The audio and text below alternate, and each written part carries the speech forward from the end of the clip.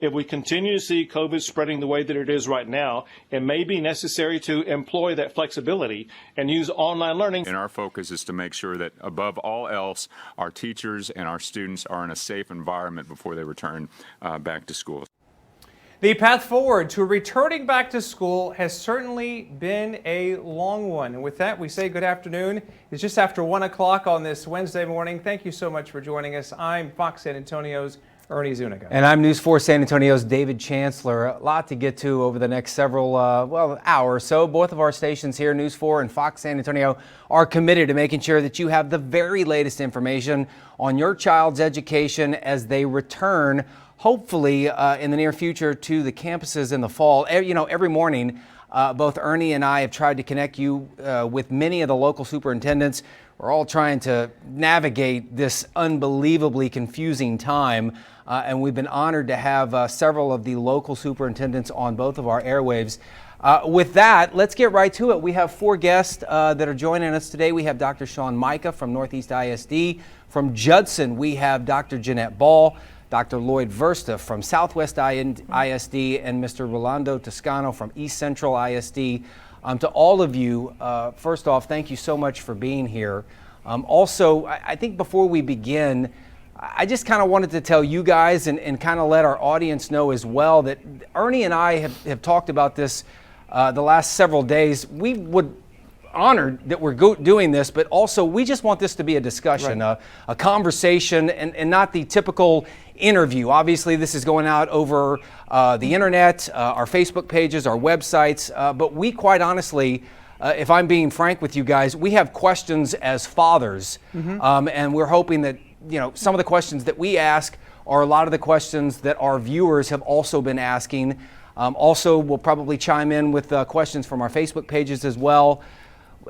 So let's just see if we can put everybody in San Antonio and South Texas at ease as we get ready to start the new year. I want to start off with Dr. Micah, if we can. Sir, you're wrapping up day 3 of the new school year. What have you learned so far in these last 3 days? And right now, what's the biggest challenge for you? Obviously, your kids are all starting off, as most are, as distance learning. We are having a bit of an issue. Okay, with, yeah, we'll get to Dr. Micah's shot here in just a minute. I guess to follow up on what David's saying, we can put that same question to Mr. Toscano because of the other superintendents. I know your district has already started classes on the 17th, and you've been with the district for since 1997. You know a lot about what's happening there. So just to kind of repeat what David said, how has this first few days, Mr. Toscano, been for you and your district and your students and your parents? It's been exciting. It's been challenging. We're pleasantly surprised by the percentage of students who are able to connect synchronously. We've done a lot of troubleshooting, particularly the first day, at assisting with connectivity, getting connected with teachers, negotiating the remote schedule. But all in all, the kids have been really excited to see one another, to connect with their new teachers. Teachers have been over the moon to be able to meet their students and to just have some FaceTime and interaction with their students and get to some degree of what they know to be normal in their life's work. And that's preparing for instruction, delivering instruction, and just getting to some degree of normalcy to the degree possible as it relates to school. And so we're continuing to navigate through getting all kids connected, getting all kids internet service, getting all kids devices, and then continuing to get better each and every day at delivering instruction remotely in engaging relevant, meaningful ways. Mr. Toscano, I don't know if you find this to be the case. I know I do as a parent of a 10-year-old son and a 9-year-old daughter. They are more adept to rolling with the punches when it comes to any sort of technological issues that we might have, as opposed to certainly parents, moms and dads. The teachers are really good at it too. What's your advice for the moms and dads out there? You talk about the connectivity issues, and it's not your district alone. Obviously, everybody in South Texas, everybody in the country right now, because everybody's converging onto all of this, Zoom calls and all of that.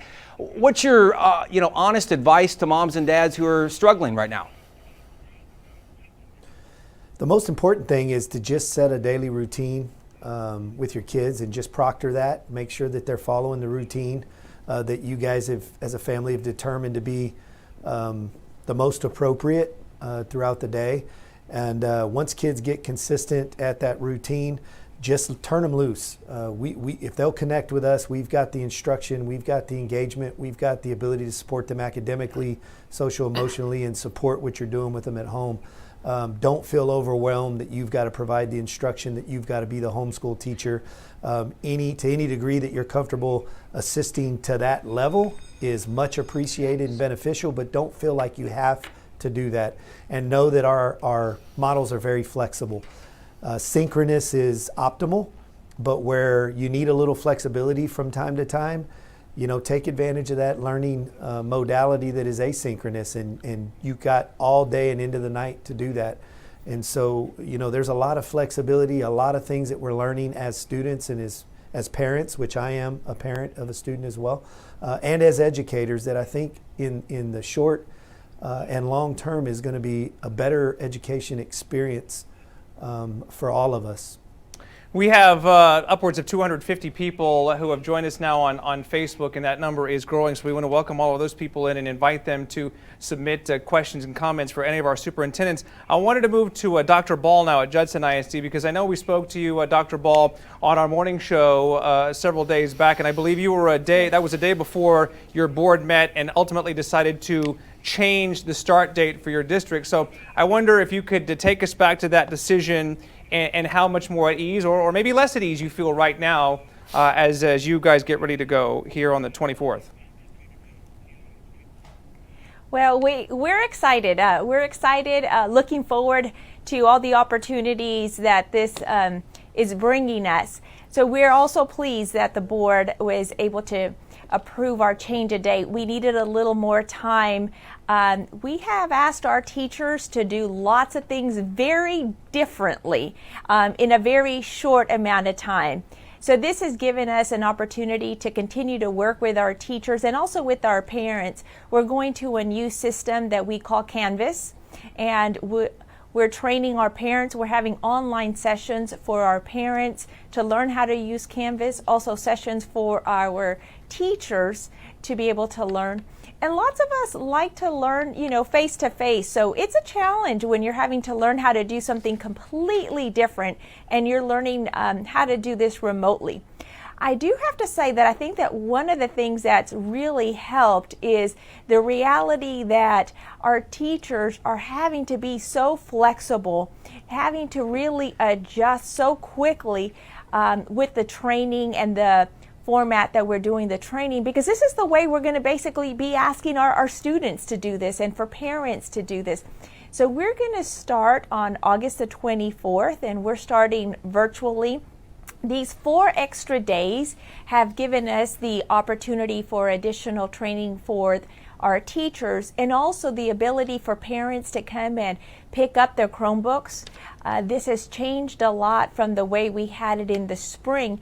Each child does need their own Chromebook, so parents are still picking those up. They'll have all the rest of this week to pick those up unless they have their own device that they would like to use. But we're really excited about the 24th to be able to see our students virtually, though we miss them and we can't wait for them to come back face to face.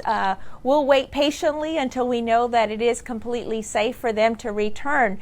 But these opportunities have really made us stretch and grow, and we're excited about it. Welcome back in. Dr. Sean Micah, the superintendent at North East ISD. They, of course, started school this Monday. Dr. Micah, your excitement when we talked to you a week ago was obvious. A lot of teachers fired up. You will begin virtually like all of the other school districts in the area. I'm curious, what was the biggest challenge, do you think, the last couple of days as you guys start off this new year?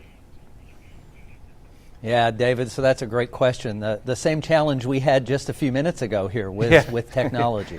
It's everywhere. You know, something that's right. We're all experiencing it. But, you know, for us, we had Castle Hills and our Academy of Creative Education actually begin much earlier. So a lot of the little kinks were worked out very early on, but something we could not anticipate was 2 servers from third-party vendors crashing on us on day one. Now, they didn't go down for more than an hour to 90 minutes, and we were able to quickly problem solve, but I think what it really put on display is how adaptable our teachers, our students, and our families were during that time. So I've visited now about 20 of our 68 campuses, and what I'm seeing is just absolutely amazing. As teachers are connecting with students, they're connecting with families, and I think a lot of our parents now are really getting a behind the curtains look at what a teacher does every day, and they're seeing just the mountains that they move each and every day for their children to be successful. I do want to commend the 4 of you also for being so accessible in these days with everything that you've had to deal with. To be able to give us time to be here with us is commendable. And I must say, it didn't take very long for our first high school football question to come in via Facebook from Robert Yanez here, as we are getting comments from Facebook right now. And perhaps it's appropriate to direct this to Dr. Verstift in Southwest ISD, who once upon a time played football, a product of that district, graduated in 1981 from Southwest High School. So to you, sir, extracurricular activities, football is a religion in this part of the country.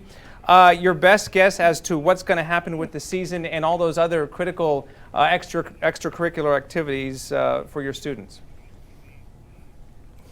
So thank you guys for having all of us here and the opportunity to have a conversation. So yeah, a great question, and to let everyone know that in our district we're kind of rolling that into our phase-in plan where we're also talking to local leaders and Metro Health leaders, and football is king in Texas, but so is the safety and well-being and welfare of our students and our families, and so we recognize that, and whatever we do, especially at this point, we're taking it day by day.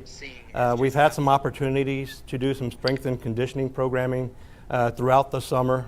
We've had to contend with issues that evolve from those activities from time to time. But we think that now in the COVID landscape in Bexar County and San Antonio, those metrics are definitely trending downward, and it's giving us a better kind of landscape to work within. And at this point in time, I really feel that we will be able to compete with our student athletes and provide some opportunities.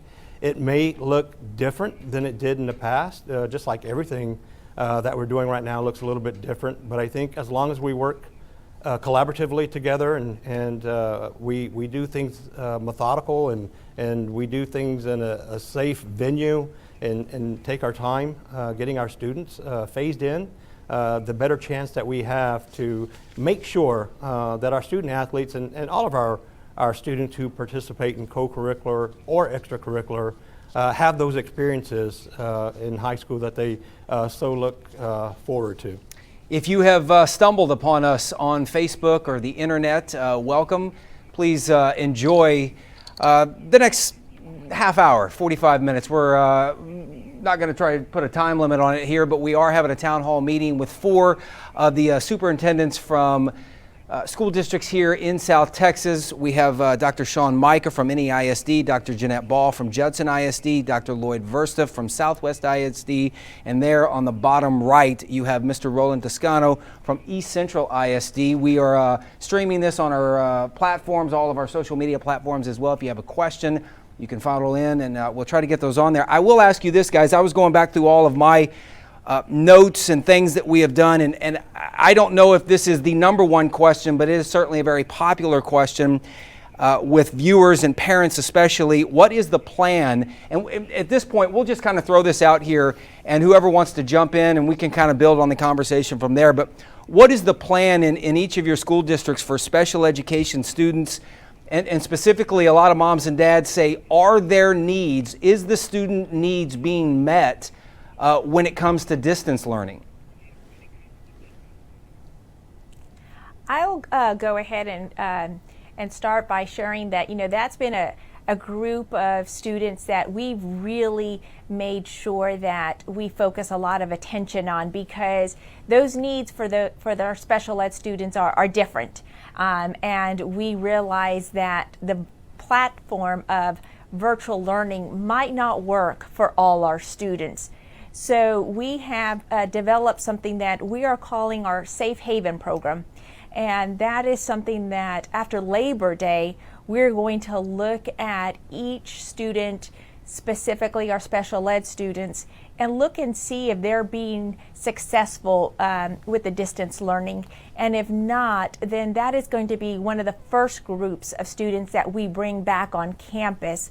And we've already started to do things special in regards to making sure that we have the PPE equipment that could be used for special ed students.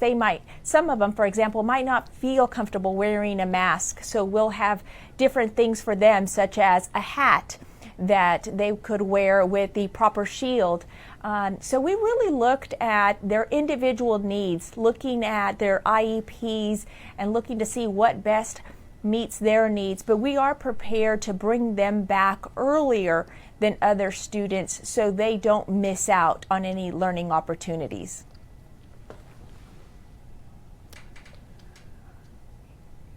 This is that phase-in tiered one sort of, you can call it whatever you want, correct? But I mean, is everybody, these 4 school districts, are all of you guys contemplating or have made the call to bring back students whenever that happens? I guess the September 8th seems to be the circled date, at least initially on the calendar, but is everybody sort of entertaining this idea of a phase-in plan, for lack of better words? Dr. Mike, I know that's the Northeast plan, yes, sir? Yes, that's correct, David. So we are going to start phasing our students back in. And what we used is our CICs at our campuses that consist of teachers, administrators, paraprofessionals, and parents in those communities. And so we posed the question to them as we were constructing our plan, what would a phase-in look like at your school? And what we heard fairly consistently across the district was that our phase 1 should really look at our students in special education that need that help. So those are the students that we're really identifying, reaching out to those parents. Now, it's important to note that not every parent that has a child in special education wants to be in person. And so what we're doing is working one-to-one with our families in getting ready to. And as Mr. Verstuff or Dr. Verstuff said earlier, the trends look good for us to begin on that date. We're very optimistic that we will. And so we're beginning to scale up for that and to start welcoming students back in, beginning with children in special education, but also those parents. We've heard very loud and clear in our district that there are parents out there struggling with work and childcare. And so we're giving an opportunity also for some of those parents to come in, their children to come in during phase 1 as well. We've seen already cases in our area, Bernie ISD, Navarro ISD come to mind, smaller districts that have already had positive cases of COVID and districts that have sent kids back to their classes. So I guess to Mr. Toscano, let me just ask you, sir, does that give you any pause? Just kind of follow up on what David said in terms of the kids coming back to class in September. And are you emotionally, is your staff, your administrators, emotionally prepared for the inevitability that there will be positive cases and what that will bring to a given campus? Yeah, I think we've all come to terms with the fact that it's not if COVID cases are going to arise, but when. And we also know that the pandemic's not going away. It's going to be part of our lives, at least for this entire year. But we have to follow all of the risk mitigation guidance that has been very clear and consistent since the pandemic hit us in March. We've all been practicing those risk mitigation protocols in our organizations, and as we've introduced staff back into the buildings, we've practiced and adjusted those, and as we prepare to gradually bring students in and have students in our buildings, what we have learned is when we follow those risk mitigation protocols and we're faithful to that, that when we have a positive COVID, we can be very expeditious at the contact tracing, at the communication, and at the following the appropriate guidance from Metro Health in partnership with our health professionals here in the district and contact tracers, and ultimately reduce the impact. And again, so being proactive with following those risk mitigation protocols means that the close contact or exposure to others is really minimal. But when we don't do that, it can be really significant and get out of hand. So the lesson for us has been we've got to be extremely faithful to those risk mitigation behaviors of distancing and PPE and hand sanitization and disinfection of surfaces and high touch points and not gathering in large groups and not being in close proximity for any length of time, particularly in that 15-minute window. And if we do those things when a positive enters into our environment, really the impact can be significantly contained. And so that's our plan going forward, is getting really good at that before kids get in the building, and then training and practicing with students and making sure that we're monitoring aggressively and holding that standard when it comes to risk mitigation behaviors. Mr. Toscano, I want to read this comment from one of our Facebook watchers right now, Alda Reddy. They say that they are experiencing with synchronized learning has been seamless. I'm very impressed and, quote, appreciative on how organized everything has been. It's made it very easy to access links and resources. Great job, East Central ISD. So always nice to hear positive reviews. There have been obviously some negative reviews as well. I'll ask this question because this is one that we have gotten a lot, and that is a lot of businesses have gone virtual. For example, you don't have to go to a doctor's office, at least right now. You can get a checkup online or over the phone. So a lot of folks, probably a lot of teachers, want to know, why is it that they have to be in the classroom when their students are at home and everybody else, or almost virtually all other businesses, can be done from home as well? And you guys can fight over whoever wants to take that question first.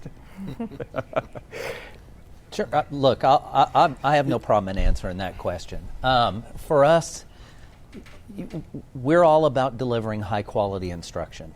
And so what we learned at Castle Hills very quickly is that if we did not have our teachers in the building, we were unable to push the necessary tech support to them in a very timely manner.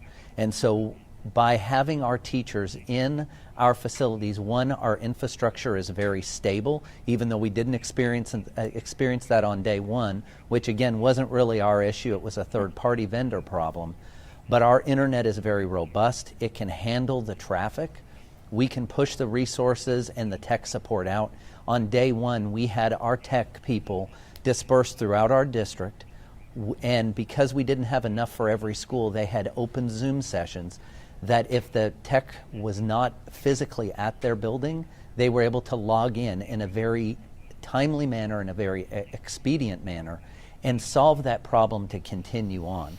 And so what we wanted to make sure, we heard this very loud and clear from our parents in the spring, was that we needed to move from instructional support to instruction. So having those teachers back in the building, in their classrooms, where it's uninterrupted, where life isn't happening in the same way as at home. I can tell you, I reported to work every day throughout.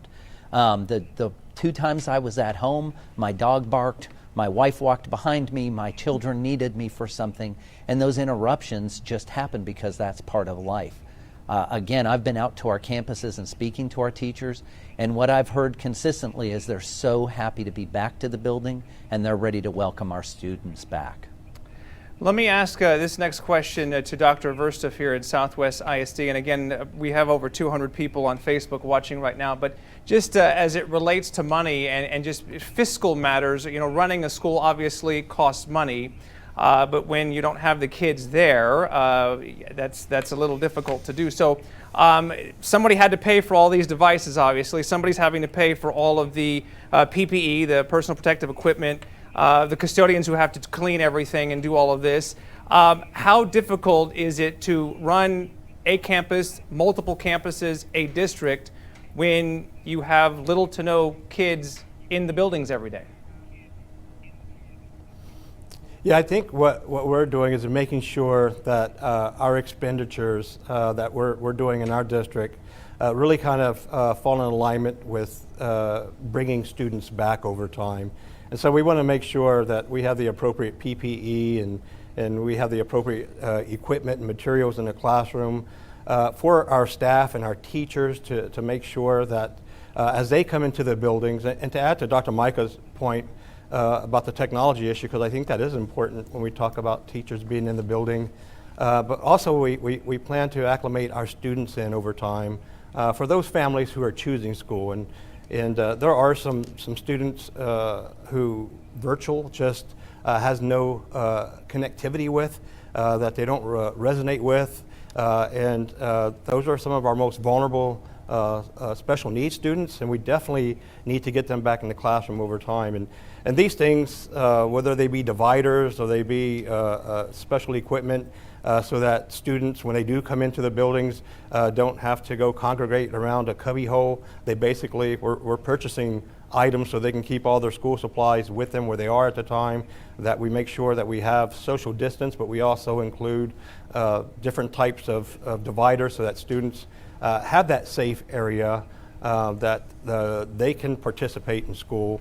It does come at a cost. There's some little support through some of the CARES Act federal stimulus dollars, but predominantly that responsibility falls back to the district. I know in our board meeting yesterday evening, we had an expenditure just north of over $1 million that we believe we're going to need to make sure that what our families who choose in-person instruction, that they know where their children are going, that we've taken every precaution, we've provided every opportunity to make sure those students are in a safe area. And so yeah, that's that cost, it's the meal distribution cost. We're outfitting some of our water fountains to make sure that students still have access to water, but it's a safe deliver of water to them. And there are a number of things that we've kind of gone through the gamut of making sure that we do. And they're going to be good things moving beyond the pandemic too, that to have in place for the future as well. You're watching. There is a cost to it. I'm so sorry. You're watching Town Hall, Your Voice, Your Future, kind of a collaboration between Fox San Antonio and Ernie Zuniga, and News 4 San Antonio and myself, David Chancellor. We have 4 of the superintendents from area school districts on right now. Again, thank you so much to you guys for taking the time. We're also streaming this on our social media platforms. We're taking questions, comments. I've been scanning through these as we're talking. And as we said at the start, if you're just tuning in, this is more of a conversation. This isn't an interview. It's certainly not an interrogation. These 4 individuals have no obligation to be on here. And we're not paying them. Yes, yes. But as parents and as members of the community, we just want to have a conversation and kind of share with them and with you guys the concerns that all of us in South Texas are feeling right now. This is a comment from Michelle Bingham on Facebook. She says, "Thank you to NEISD for going above and beyond for our students. I have 3 kids, 3 schedules. I've been so thankful for teachers and administration. The middle school block scheduling is amazing." I'm just curious, Dr. Micah, what exactly does that mean? Middle school block scheduling, is that something that's exclusive to you guys, or?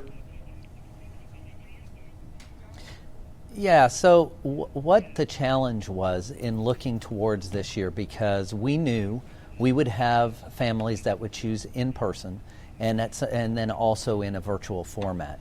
And so the challenge was we were always committed to allowing kids to participate in extracurriculars, whether that's band, theater, football, volleyball, whichever.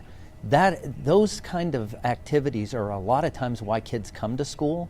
It's what they live for. So what we needed to make certain is, for a child that chose to be in a virtual environment, how could we allow them also to participate in extracurriculars? So I want to thank my team of Susan, Jennifer, and Anthony for creating this schedule. They really took this upon themselves to get this done. And so what it is students are going through 4 classes on Monday, Wednesdays, and Fridays, and then 3 classes on Tuesdays and Thursdays. And so what it allows is these blocks of time in the mornings and the afternoons for our students that are in person and or in a virtual environment to participate in those extracurriculars. What it also does is support the mental health initiative that we've been focusing on here in Northeast now for over a year, because what we heard from kids are, you want us to participate in so much of these things, so many activities, but we don't have time with all of the demands of school. So I have a freshman and a junior, and my junior is in dance, and what she has found this new schedule is she's having some availability and agility within it to get the support that she can during those time periods that teachers have a conference time or office hours. And she's having a night rather than the homework being due the very next day. It's actually in day 2. So the way we look at it here in Northeast is it's really a college schedule. That's what it really looks like. And we've heard a lot of great feedback. In fact, I was asked at our board meeting Thursday night if this could be the schedule of the future. And what I answered to the board was anything is possible. This could once again show us something that we could do differently that we didn't see pre-pandemic. Very good, sir. We want to move on now to Dr. Ball and Judson ISD here and talk about mental health for a moment here, because I have a teenager and a pair of 10-year-olds. They ask a lot of questions, and trying to explain a pandemic to them is not always easy.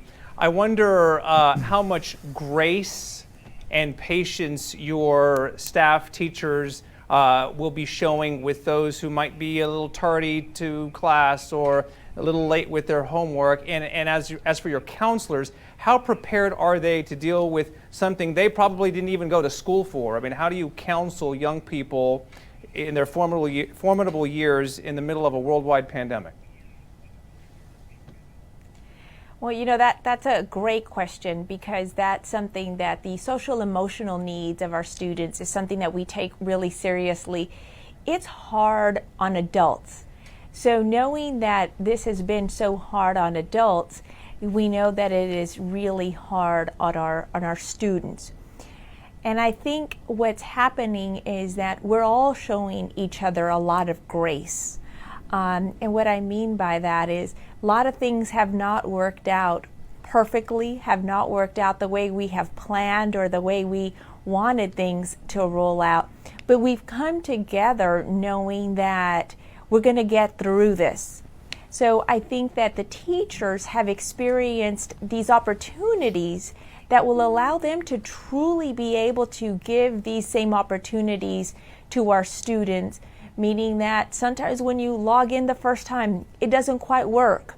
When you are listening to the Zoom, the volume isn't working the way you want it to work. There's just been a number of things that we've had to learn and adapt with and roll with the punches, so to say.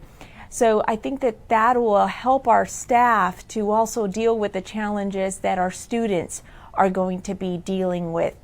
But in regards to the social emotional needs, we have some amazing, and I know my colleagues do also, have some amazing counselors and social workers.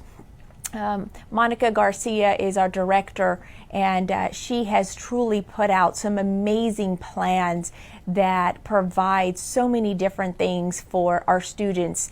Anything from, of course, counseling, food, school supplies, clothing, lots of different things. But we realize that this is a very challenging time for even little ones to understand, why can't I go back to school? Why can't I see my teacher in the classroom? Why can't I be with my friends? So the counselors have done an extraordinary job in providing their counseling services also virtually and online.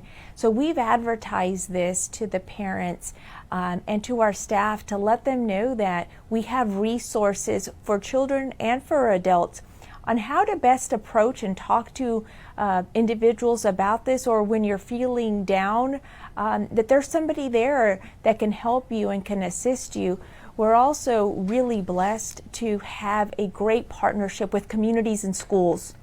and want to encourage individuals to continue to support communities and schools because they have been a great resource, a tremendous resource for our staff and for our parents. So we're going to continue to provide those services in a different way to our students and to our families because we know that there's a huge need out there. You guys know this, the number one question, we can dance around all of the other issues, but the number one thing that I think everybody talks about around the dinner table is what happens in my child's classroom or my child's school when a teacher or another student tests positive for COVID-19. I'll ask you guys have, I have, without a doubt, you guys have all probably thought of all of these contingency plans. Dr. Versteff, I'll start with you. What is the plan out at Southwest ISD if, and I say if, I think it's probably when there is a positive test on one of your campuses? Yeah, David, I think you're absolutely right. I think it is when, as a matter other than if. So we have been going through different tabletop exercises with all of our nurses, with our staff on doing contact tracing. And, back in March and April, I think we looked at this issue a little bit different than we do, 5 months into the pandemic. That we're able to contact trace if we have a episode or event of someone having symptoms or needing to be testing for COVID, and we would make sure if that student or the adult on the campus, if they were within close proximity, within 6 foot proximity for 15 minutes or longer, we would have to take certain measures. And so these are conversations that we have had with TEA, with Metro Health. They are tabletop scenarios that we've been able to go through with our campus administration and with our teacher leaders and with our health experts within our district and external to our district. We feel very confident that we can make decisions. We will be able, as long as we phase in over time, that we would be able to control those type of events if they do happen, and we would make decisions based on the investigative information we find when we contact trace that issue back. Mr. Toscano, let me ask you this here. We reported this morning on our show about Livonia ISD. Their first day of class is today, and they have released what they're calling discipline protocols for non-mask wearing, where on a first offense there would be a warning, a second offense the parents would be contacted and the student would be sent home for the day. A third offense would result in ISS time, and a fourth offense, the child would be sanctioned to remote learning indefinitely. I don't know if you are aware of that, but have you considered in your district any type of protocol? I mean, it's one thing to tell a kid, stop talking or this and that, but how do you discipline when it comes to proper social distancing and face coverings? So it's mandatory that they're wearing face coverings, and obviously sometimes there could be a mistake where they could have either forgot the mask or set it down or brought it down to their chin and wore it inappropriately, and perhaps that first time it may be a warning. But you're describing a case where a child's just refusing or not consistently following that expectation. So for us, we're not going to wait very long. Remote learning would be their only option. If they can't follow that, there's too many risks from a safety standpoint. And as I mentioned earlier, if we follow the risk mitigation behaviors religiously and consistently at scale, we really reduce the impact when there is a positive COVID-19. Dr. Micah, worst case scenario here, what would force you to shut down a school? You got a ton of schools, obviously, second biggest district in San Antonio, one of the biggest in the entire state of Texas. Lots of kids, lots of, tens of thousands, 70 some odd thousand students, thousands of teachers as well. What sort of outbreak are you watching? Numbers are you monitoring to say, this is no good now? We gotta figure out something else. Sure. So I'm going to echo what many of my colleagues have said. We're all trying to go into this very cautiously.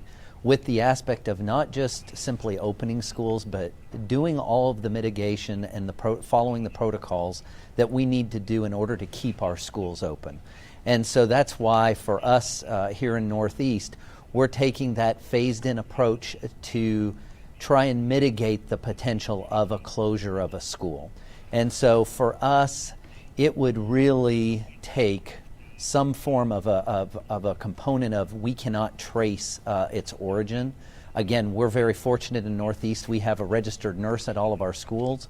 This summer, our health services department put our nurses through training from Johns Hopkins on contact tracing. So we feel like our ability to very quickly identify that concern would really mitigate any sort of closure necessary, because what we don't want to do is have to actually close schools, because that's going to be even more of a disruption for our students, for our teachers, and for our families. Let me move on to Dr. Verstiff at Southwest ISD. Again, if people are just joining us, we've got a little under 200 people on Facebook watching. And you know, Dr. Verstiff, all four of you know, parents talk all the time. And there are Facebook social groups and message boards full of just chatter, for lack of a better word. And one thing that I've heard from, and it's not a particular school district, but it's just frustration. Frustration from teachers who don't want to be in the classroom. Frustration from parents who can't get their technology together. Frustration from families who have conflicting schedules and it's just not working. Frustration from people who thought this was going to be over a long time ago. How on earth do you calm all of that? And if you could take us into a day in the life of you and your staff in your office, I mean, you must be fielding emails and phone calls about this stuff regularly. Yes. Frustration is at an all-time high, and understandably so. I can tell you that I think I can share about my colleagues and myself. I think we have bouts of frustration, and so there's a lot of information that we've had access with over the full summer, and the information that we received in June from the different groups that we meet with in the same type of scenario change in July, and then change week to week as you get further into July and day to day. And so I can understand our parents are frustrated, and our families are frustrated, and our business sector, and everyone has a level of frustration. I think the bottom line is that our lives were interrupted very immediately, and it's an interruption that's continued, and there's been really some dire effects from this pandemic and loss of life, and there's been a lot of things that we've had to deal with as a community. We're here, and I think what I would appeal to the frustration levels is for the parents to continue talking. Either keep talking to your teacher, your principal, your district, in that arena of schooling, and we can work through this together. I can promise you, not one of our systems is going to be just make all perfect decisions. We're going to make the best decisions that we can make in the interest of student safety, number one, but also understanding that the educational trajectory of our youth has been vastly interrupted. And I know that's got to bring a level of frustration. Parents who have to attend work and not leave their children at home, that's a huge frustration. So I think we share that frustration with our families, with our parents. I think it's incumbent upon us as adults to always remain positive when we talk to our youth, when we talk to our families. That in itself can be frustrating and challenging, but I think as long as we understand that we're together, we can get into this school year together, we'll make our best decisions with our families and with our colleagues together, and we'll make sure that we serve our students and get beyond this pandemic. And I think we'll get beyond it better and stronger as a community, as school districts, and a society. Dr. Ball, Judson opens next Monday, and the plan, at least right now, is to bring kids back onto campus in some form or fashion the day after Labor Day, Tuesday, September 8th. I'll ask you this, and that's not a lot of time, obviously, for all of you guys. Cleaning, wiping down surfaces, that's obviously one way of making sure that things are as safe as they can be. Dr. Ball, in Judson ISD, what are some of the other safety protocols that you guys have put in place to try and keep kids and students and teachers and faculty and staff and all those folks that are making all that work, keep them as safe as possible? I think that one of the things that probably a lot of us are doing is the self-screener. So before you come to work or before you step on one of our campuses, you do have to have taken the self-screener and received a green check in order to come to work and in order to come on campus, whether it's to pick up a device, register your child, or pick up other materials. So it asks you a set of questions that you have to answer, and that truly helps to, on a daily basis, have people think, okay, have I been exposed? Could I have been exposed by doing some of these other activities? So we are asking all our employees to do that. If they don't get the green check, then they have to immediately contact their supervisor and have a conversation, whether they even come on campus or come to work, because we want to make sure that we're not exposing anybody. So that is certainly one of the things that we have done that's working. The other, of course, would be just the constant building of routines of everybody wearing their mask. Educators are loving people, and we tend to want to just naturally come together and congregate and hug each other and be around each other. So I think this has also given us the opportunity to practice what's important, which is social distancing, making sure that we wear our masks all the time and remind each other of the importance. And we do that just not for our own safety, but for the safety of others. So we've done that. We've purchased lots of equipment in regards to the PPE, whether it's the hand sanitizing stations that we have, the masks for individuals, the shields for individuals, plexiglass, and then constantly having things cleaned, sanitized, and wiped down. So we feel, though it's not perfect, but I do believe that individuals are doing a good job of working together as a team to keep everybody safe. Just a point of clarification, and you were talking about all the PPE, and this is really for all of you guys. You guys have done, all of the districts have done a fantastic job of providing meal assistance throughout the summer and going back to the spring, even though students weren't on campus, obviously going the total mile, so to speak, of trying to make sure that every child, every student has the technology, a hotspot, internet hotspot. But the idea of a mask, and they're all required by you guys, if a child comes to school but simply does not have a mask or has forgotten the mask, will that school be able to provide one for each student? Yes, we are prepared to provide the masks for our students. Okay. Absolutely. I think all four of them are nodding their heads yes. That's an affirmative yes. That's an affirmative yes. And to follow up one more time for I guess Mr. Toscano or anybody here, Sherry Armstrong is watching on Facebook here on the subject of masks. She's asking, what is the mask of choice? I wonder if the TEA, if the district, Region 20, has given specific requirements for the type of mask that would be required in a school setting.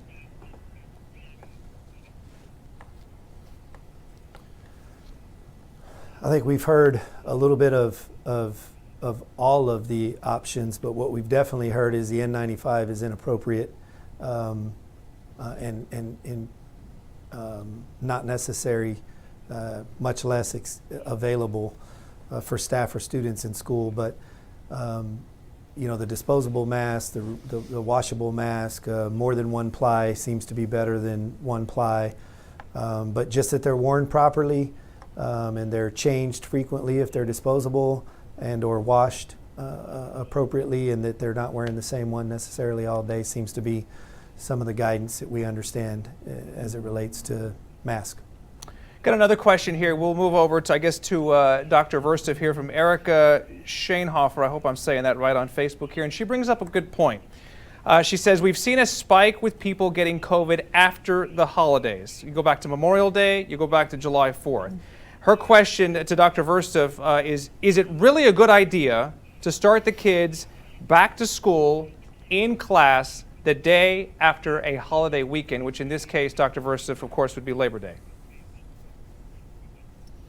Yes, it's a very good point, actually. And I think that really kind of lends back to our request for a phase-in plan to bring groups in over time so that we have the capability to monitor those groups once we are able to bring them onto the campus, and then wait for a period of time to be able to mitigate if there are any issues of contact tracing that we have to do. And I believe our phase-in plans include bringing in groups of people, controlled groups of people, students and staff, and being able to monitor what happens over a period of time. And then if everything's working okay, bring in another group. And so as long as we can work with controllable numbers, and we're all school districts of different sizes, and our buildings accommodate a large number of people, so we're able to do smaller things and be able to mitigate whatever may kind of evolve from those folks coming together. And so that is why we're definitely leaning into a phase-in plan that has really small groups in the beginning and gives us an opportunity to make sure that we keep our areas as safe as possible for more students, or take a pause and make sure that we've done everything to mitigate the spread of this virus within our own backyard. We're coming to a close on this, and once again, we certainly appreciate all of y'all's attention and your time. This is for all of you guys, and this is sort of piggybacking on what Ernie asked earlier about, you have all of these people that look to you. Who do you look to? I'm just wondering, it's a small little fraternity among all of the superintendents here in South Texas. Do you guys talk on a regular basis? Do you bounce ideas and thoughts and your own frustrations amongst each other? I just met these folks for the first time today. We have been a close-knit group. I'm sorry, Dr. Ball, go ahead. You take the stage first, ma'am.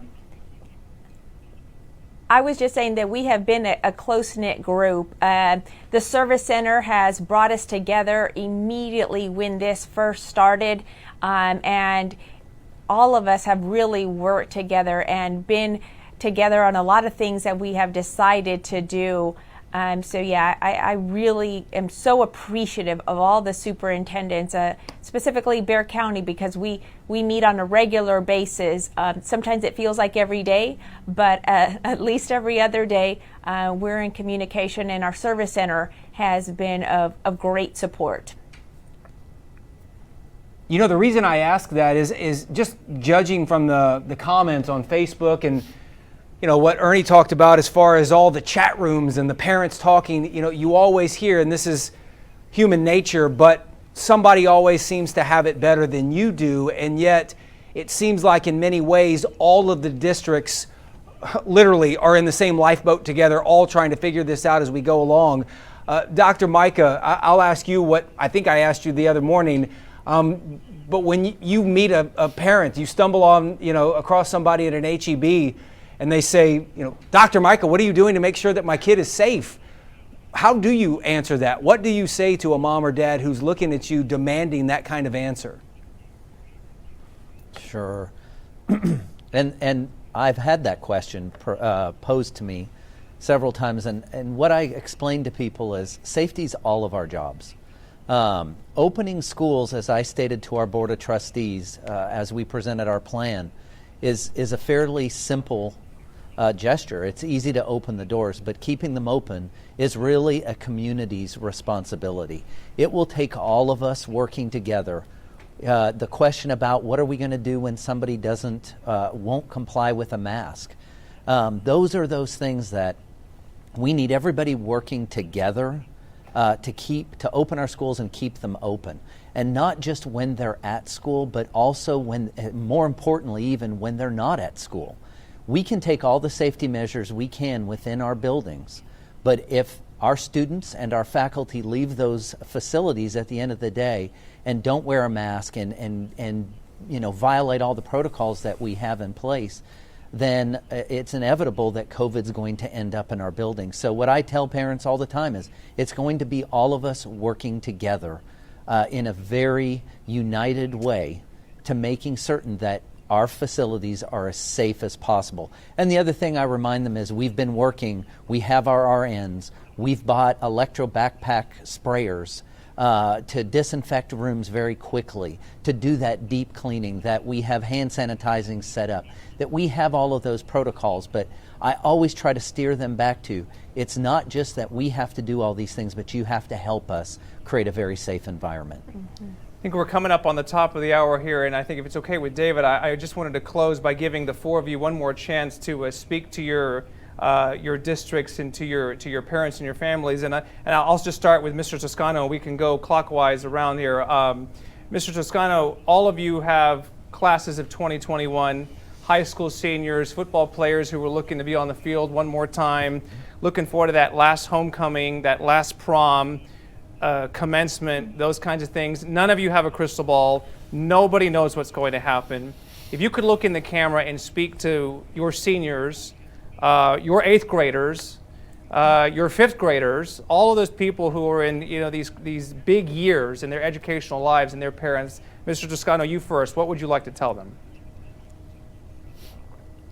Nothing's more important to us than the experiences that you have, and we're working hard each and every day to make the most with the conditions that we find ourselves in. And we can assure you that no stone will go unturned, no consideration will be tossed aside.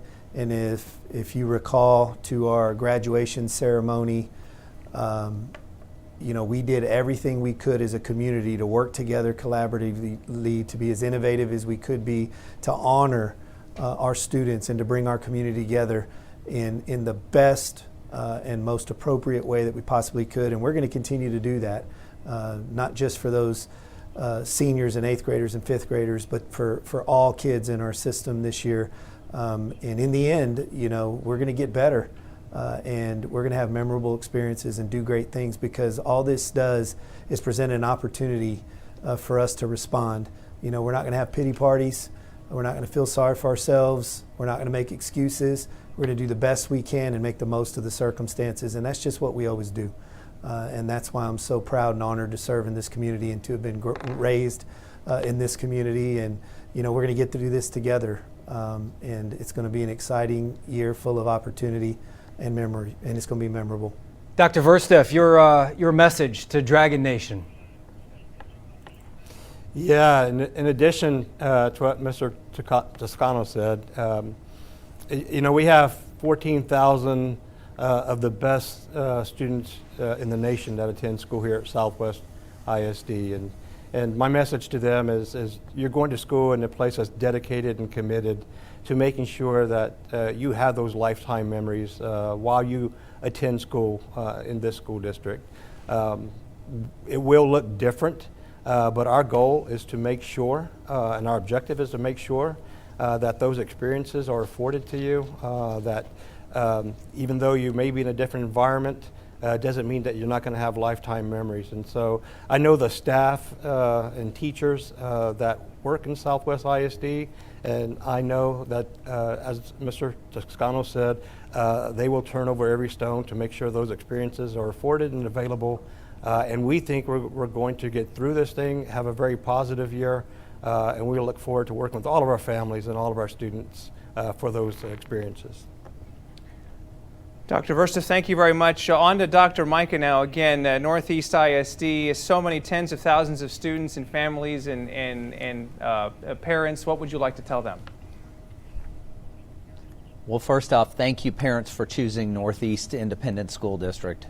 We've appreciated your ongoing support throughout this pandemic as we've worked together. You've provided us feedback. You've worked with our staff. You've been there by your child's side every day, helping them helping create a great experience for them. To my teachers, to my administrators, thank you for moving mountains. It's amazing as I go out into our buildings to see what they're doing. And to our students, I would say this: you're on my mind every night, but so much we are focusing on the negative. And just for a moment, I really encourage you to think that you're part of history. You are experiencing something that no one has ever done in their life. And you are, as you grow up, you are always going to be able to talk about this experience. It's going to be in history books. It's going to be something that you pass on for generations. And so it is really exposing education and what it can do, and you're helping create that new road forward. So rather than routinely focusing on that negative, look at how you're helping evolve education to make it better for kids in the future. So for that, I thank you for it. Guys, I think we will all agree that nobody up here on this desk or on this panel is more enthusiastic about the start of the year than Dr. Jeanette Ball from Judson ISD. Ma'am, appropriately, we will ask you to finish things out. You start school on Monday. How fired up are you? Yes. I'm excited. I'm excited. Here at Judson, we're always up for a challenge. And we take these challenges and we make opportunities out of them. There's a group of individuals, which is, I'm not even only talking about my board, but about all the boards of trustees for our districts that have really supported our superintendents. And I know my board constantly supports me, and I want to thank them because this isn't something that they have prepared for either. And they have been absolutely wonderful for allowing us to do what we need to do for what is right for our students. And to our staff, our staff has just been amazing. I couldn't ask for better staff. You know, one of the unique things about this is that it brings about a lot of opportunities. We might not be able to do everything exactly the same, but I know that if we work in partnership with our students, we can create some amazing opportunities to make memories that will last for a lifetime and at the same time keep you safe and healthy, because that's what we want to do. So we are ready to begin making our new memories in different ways, and I believe that in working together, we're going to be able to do this. So I thank the community of Judson ISD for their support, for the grace that they have shown us, and for continuing to be part of our community. It is remarkable, and just to follow up on what Dr. Micah said, I mean, whatever you think about this, it is history, as he said, and the decisions that these four and their colleagues make in the coming weeks will be discussed at dinner tables for generations to come, for better or for worse. And for what it's worth, from David and myself, we salute you and we thank you for everything you've done, everything you're going to do, and for the hour that you've given us here on Fox San Antonio and News 4. So all the best to you and all of your students and parents and staffers here in this school year, and thank you so very much for being with us. Be safe. Godspeed, guys. Thank you. Thank you. Thank you. Just a remarkable group there. I was going to say Dr. Sean Micah, North East ISD, Dr. Jeanette Ball, Judson ISD, Dr. Lloyd Versta, Southwest ISD, and Roland Toscano and East Central ISD. We've had a chance now for almost 3 weeks now to talk to all these superintendents, and it doesn't matter what side of town, urban, rural, small, large. I mean, these are just amazing, amazing people.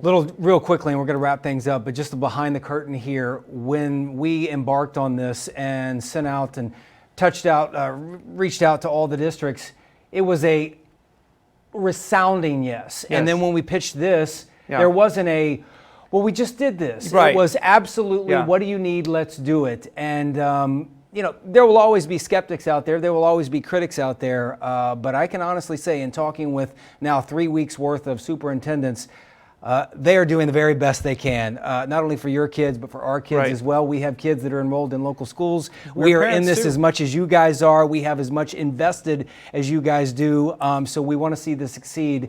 And I would like to think that we are in very good hands with all of the leadership here in San Antonio. Yes, and we are not done. Tomorrow morning on both of our morning shows, we'll be talking with Dr. Carlos Rios, the superintendent in the San Felipe Del Rio Consolidated Independent School District. And then on the 31st of this month, we will be back, the two of us, for another your voice, your future town hall with a trio of superintendents. I'm looking forward to that. It'll Yeah. be fun. Yeah, this is great. Thank you to all of the hundreds of people who joined us on social media here for your input. And don't forget, Fox San Antonio is your back-to-school station. News 4 is your education station. And we are going to have a lot more to talk about in the coming days. Yeah, we'll let you know about all the changes that may come up over the course of the pandemic. Again, 4:30 to 7 on News 4, 5 to 9 every morning on Fox San Antonio.